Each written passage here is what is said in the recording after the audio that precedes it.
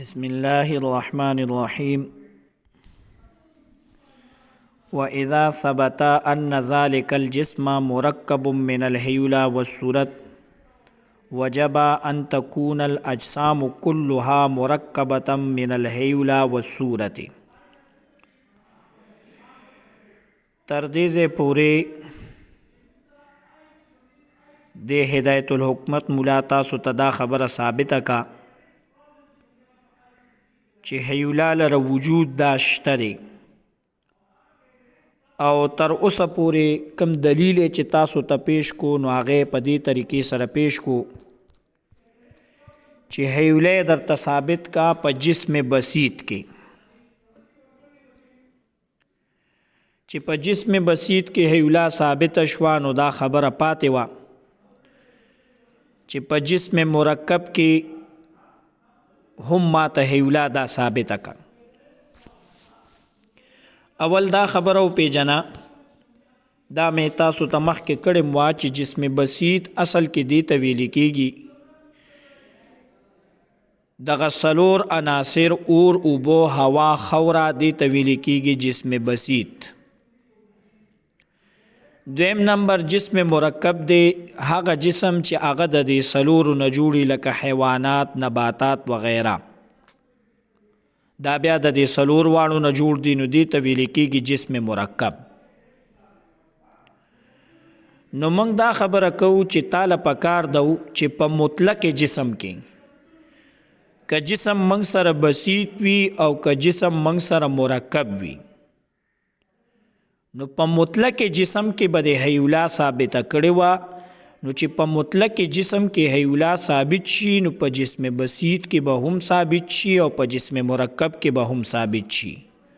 او دا ولی چې په مطلق جسم کې هیولا ته ثابت کی نو دا کلی حیثیت دی او دا جسم بسیط او جسم مرکب ولا افراد دی دې کې به په خپله باندې ثابت شي. خو دلته کې د اول په جسم بسیط کې هیولا تاسو ته ثابت کو نو دی دا خبره کوي چې سیبا ما خو تا ته کنایتن دا خبره ثابت کا صراحتن می درته په مخکینی عبارت کې دلیل د دی وی چې په جسم بسیط کې هیولا شته دی خو هغې سره مستلزم دا خبره ده چې په جسم مرکب کې به هم هیولی یا لکه دا ته څنګه وی ګوره جسم بسیط کې چې کله هیولا ثابت شوه نو جسم مرکب لکه اور کې هیولا ثابت شوه په خاک کې هیولا ثابت شوه په اوبو کې هیولا ثابت شوه په نار کې هیولا ثابت شوه ځکه دا اجسام بسیطه دي. اوس چې په دې اجسام بسیطو کې کله هیولا ثابت شوه نو اوس انسان دی حیوان دی بکر دی غنم دی په معاشره کې کائنات کې دا جمله ارس دی دا ټول د دې نه دی جوړ. انسان کې اور اوبو هوا او خوره نشته دی په ځناور کې اور اوبو هوا او خوره نشته دی نو جسم مرکب خو بیا جوړ د جسم بسیط نه دی کنه. نو ګوره جسم بسیط هغه د هیولا نه جوړ دی هیولا په جسم بسیط کې جز دی نو جسم مرکب کې به څنګه نو ګوره یو قاعده تاویل دا جزء الجزء جزء جزء الجزء جزء نو جسم بسیط لپاره جز هیولا دی نو جسم مرکب خو جوړ د جسم بسیط نه دی نو هغه جز به د دې لپاره هم جوړ شي نو هیولا د مرکباتو لپاره هم دا څه شوه جوړ شو. نو کنایتن د دې نه دا خبره ثابته شوه چې په جسم بسیط کې هیولا شته دی نو په جسم مرکب کې به هم هیولی او کنایه و ابلغ وي د صریح نه نو د دې وجې نه ما تاسو ته د دې خبرې وضاحت وکړو. که اوس جدا خبره ده ته دا دلیل کنایتن ما سره نه منې لا پې ته نه پوهېږي چې د دې نه څنګه دا ثابتېږي چې په مرکباتو کې هم هیولا شته دی وی زه به ځان له تعالی ځان له یو بل دلیل درکم انفرادي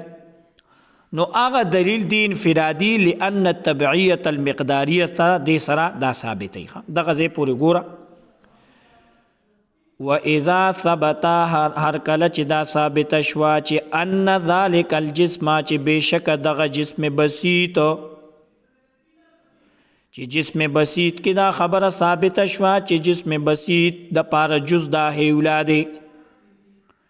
نو چې دغه خبره ثابته شوه چې جسم بسیط د پاره هیولا شته دی او خامخا شته دی، د هغې د اثبات دپاره دلیل دا ذکر شو. نو دا جسم مرکب چې دی دا خو جوړ د جسم بسیط نه دی، نو هغې دپاره چې جزو هغه موږ سره هیولا شو، نو جزء الجزء جزء د مرکب د پاره بم جز دا هیولا شي. نو ان ذلک الجسم بشک دغه جسم مرکب من الهیولا دا مرکب د هیولا نه و صورت او د صورت نه. دغه جسم بسیط دا جوړ دی د سنا د هیولا او د صورت نه. وجبا واجب شوی دی ان تکون الاجسام واجبیږي دی سره چې ان تکون الاجسام چې بطول اجسام كلها تاکید دی مرکبتا من الهیولا و صورت، ټول اجسام به مرکب شي د هیولا او د صورت نه، بنا په دې قاعده باندې چې جزء الجزء جزء سره چې جسم مفرد جسم بسیط کې هیولا جز شو، نو جسم مرکب خو جوړ د چا نه دی، جسم بسیط نه دی، نو د هغې دپاره بم هیولا داسې شي جز شي جزء الجزء جزء قاعدې باندې. اوس که چرته ته دا دلیل نه منې نو زه به تا ته انفرادي طور باندې ذکر کړم، دغې نه خو کنایتا دا معلومېده. او کنایه کې دواړه جانبین وي ښه، ذکر د ملزوم مراد ته نه لازم او ذکر د لازم مراد ته نه ملزوم، دواړه کیدی شي ښه. تحقیق مذهب دغه دی. نو دلته تا ته ملزوم ذکر کو، لازم ورسره مرکب و چې په هیولا په مرکباتو کې مشته. دی وی تبعیت مقداری تا نه تپوس کومه، دا بلا بذاته بے پروا بی د محل نه، یعنی محل ته به ضرورت نوی او لا به محل ته ضرورت وي. یا لکه طبیعیت مقداری زده کې، طبیعت مقداری دی ته ویل کیږي منصوب بسوء مقدار. نو مقدارات منګ سره سودی طول عرض او عمق، او هم دغه طول عرض او عمق ته منګ سوایو جسم تعلیمی. بل منګ سره سری لکه صورت جسمی دی. اوس به ته وایې چې صورت جسمی څه ته وایي، نو پوهوم دی اسانه باندې. ګوره ته زید ته مخامخ وګوره، نعمان ته وګوره، نو یو د دو ګدوالی دی، یو د ده پلنوالی دی، یو د ده جوروالی دی، طول عرض او عمق درې شو. یو طرف ته د ده شکل دی، مخې داسې د اګې بیزوي غونته کې شکل دی، د غوږ هم داسې بیزوي غونته کې شکل دی، د سینې داسې مربع غونته کې شکل دی، داسې شکلونه لري مختلف کنه. نو یو دته یو شکل عارض شوی دی. نو طول عرض عمق درې، یو شکل، یو د ده رنگ دی، لون زیړ سپین غنم رنګي. دا پنځه شیزان دا اعراض دي ښه، دا به چاپوریزانن خلی. نو که اوس دا خو په هر یو شي کې شتي دا پنځه شیزان، نو دا به په دې دا جسم چې تا ته مخامخ کاري نعمان د ده رنګ تا ته ښکاري، طول عرض عمق ورته ښکاري، او د ده شکل تا ته ښکاري، دا خو اعراض دي. دی چې په چا کې راغلی دی هغه جوهر پکې سره پکې صورت جسمی دی، دا په هغې کې راغلی ښه. نو طبیعت مقداری اصل کې ویل کېږي صورت جسمی ته، خدا مقدارات دی ته عارض شوي دي او دی ته راځي، نو د دې وجې نه دی ته ویل کېږي طبیعت مقداری. اوس پې ورسېدې طبیعت مقداری ورته په دې وجه باندې ویلي. او عام طور باندې یو استعمالیږي جسم طبیعي او بل جسم تعلیمي ښه. جسم طبعی د دې فلاسفه په نسبت مرکب د هیولا او د صورت نه، او جسم تعلیمی طول عرض او عمق ته وي، خو اصل کې هیولا او صورت جسمی دا ښکاری نه داسې. نو د دې وجه نه تعبیر تی دی ماغه جسم تعلیمی تعریف سره کوي چې طول عرض او عمق. نو طبیعت مقداری اصل کې صورت جسمی دی، خو دا مقدارات دی تراغلی دی، او اصل کې ښکاریم دا جسم تعلیمی دغه خو نه ښکاري. وړه واړه چې موږ پوهیو نو ساده جسم کې خو طول عرض او عمق ښکاري که نه، دغې وجې نه تعبیر ته په دې وشو. دی وی دغه صورت جسمی تا نه تپوس کوم چې بالذات دی بلا د محل نه غني وي، بې پروی، یعنې ده ته به د محل ضرورت نه وي، چاته به محتاجه نه وي، او لا به چاته محتاجه وي. نو راشه اوس موږ دا خبره کوو چې لومبۍ خبره به واخلو چې دا صورت جسمی چاته د سر نه محتاج نه دی، بے پروا دی، بس اس چاته هم د ضرورت نشته دی، حکم دی په ولګول. نو د دپاره خو دوه افراد دي که نه، یو صورت جسمی په بسایطو کې پروت دی او یو جسمی په مرکباتو کې پروت دی، جسم مرکب کې په اور اوبو هوا خوره په دې کې هم صورت جسمی پروت دی او حیواناتو حیواناتو کې هم څه پروت دی، صورت جسمی پروت دی. نو یو فرد د صورت جسمی په بسایطو کې دی، په جسم بسیط کې، او یو فرد د صورت جسمی په جسم مرکب کې دی، مرکباتو کې. او تا دا خبره کړې ده، دا قاعده دلته کې زده که چې دا سبق پکې ښکلي ولګي چې کلي لره کوم حکم ثابت شي نو افرادو لره به هماغه حکم ثابتېږي. داسې نه ده چې کلي لره کوم حکم ثابت شي او افراد د هغې نه مخالف وي، نه، دا خبره به نه ښه. اوس راشه که موږ دا ووایو چې دغه صورت جسمی دا بې پروا شو د محل نه، دا خو کلي حیثیت دی که نه صورت جسمی، او هغه صورت جسمی چې کوم په جسم بسیط کې دی دا ولی یو فرد دی، او هغه صورت جسمی چې کوم په جسم مرکب کې دی دا ولی بل فرد دی. حالکه چې موږ وګورو په معاشره کې نو هر سړی په دې پوهېږي دی چې کوم مرکبات دي، حیوانات دي، دا ټول خو مادي دي که نه، مادي ته محتاج نه دي، او همدغه ماده محل دی که نه. نو په دې باندې خو هر سړی پوهېږي چې پیسې به دا خو محل ته محتاج دي. اوس ټیک شو په مفرد باندې جسم بسیط کې به سړی وایي چې نه دي، خو په دغه باندې خو هر سړی پوهېږي. نو مخالفت راغو د فرد د خپل کلي نه، او دا نشي کېدی ښه، ځکه تقاضی ذاتي په افرادو کې مخالف نه وي ښه. نو کلی لره حکم دا ثابت دی چې غنی بی،